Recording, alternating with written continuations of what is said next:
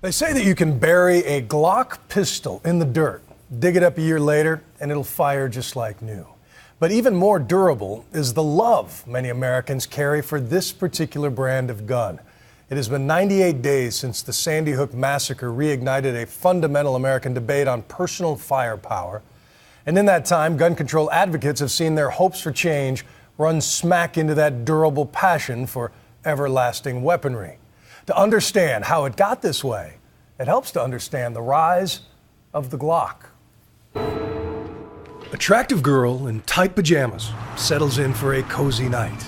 But, cue the creepy music, a scary man is lurking outside.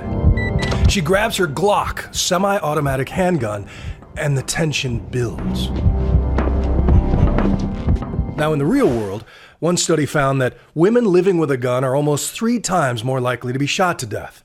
And in 2010, 16 times more women were killed by men they knew than by strangers.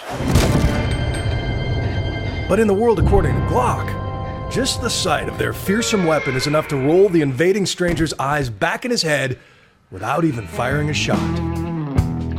Somebody picked the wrong girl.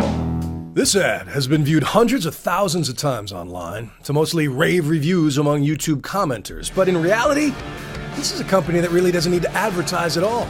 They don't need to post videos like this one on their website, because Glock is already America's favorite so-called super gun, among good guys and bad, on screen and off. Between your faith and my Glock 9mm, I take my Glock.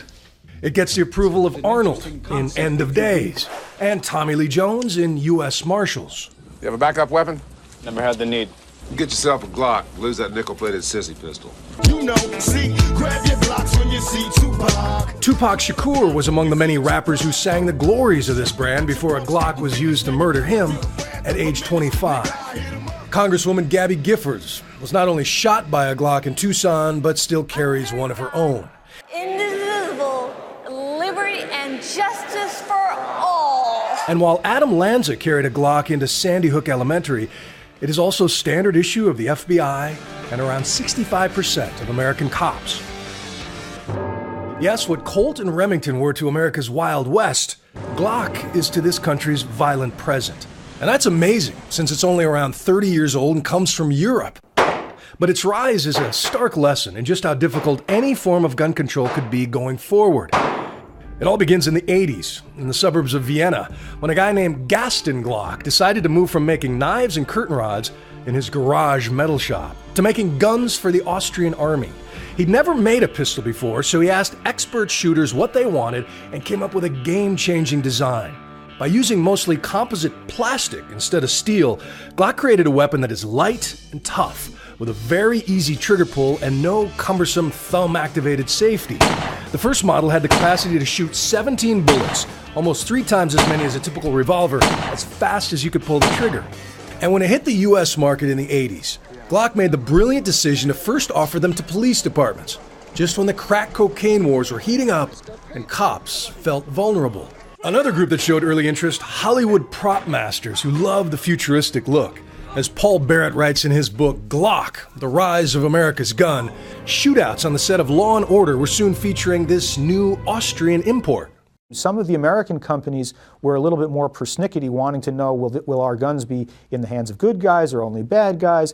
And Glock just said, go ahead, put it in the movies. We don't care. Right. That punk pulled a Glock 7 on me. You know what that is? It's a porcelain gun made in Germany. Doesn't show up on your airport x-ray machines here, and it costs more than you make in a month. Almost every part of that little speech in Die Hard 2 is factually wrong. But when real lawmakers began voicing real fear that an undetectable super gun was hitting America, sales skyrocketed. And even when a 1991 shooting spree in Texas led to the assault weapons ban, Barrett says Glock saw an opportunity. When the law was enacted, it was enacted with a grandfathering clause, meaning that everything that existed before the day of enactment was still legal. This left Glock with this huge supply of pre-ban equipment that was still legal to sell, which the company then dribbled out over time. The dark glamour of the Glock, went up because gun aficionados resented the restrictions and said, well, that's the gun they don't want me to have, I want 2 of them. Thanks to a perfectly legal trade-in program, Glock is able to resell used police guns and magazines on the open market, even at a time when cops are desperate to get semi-automatic handguns off the streets. A lot of departments cash-strapped, looking for money. It is a way of ensuring that their officers are equipped with the best and latest tools of the trade. In a statement, Glock points out that allowing law enforcement agencies to trade in firearms towards the purchase of new duty weapons is a standard practice by all major firearms manufacturers.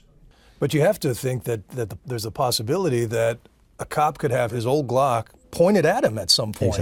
Exactly. That's why I've never been in favor of that type of program, but oftentimes it's not even necessarily in the hand of the chief of police. Bratton thinks banning buyback programs would be a political impossibility, and much to the frustration of gun control advocates, just the talk of another slaughter and tougher laws puts more guns into circulation. So whichever way the political winds blow, Glock is proof that it's always a good time to be in the gun business.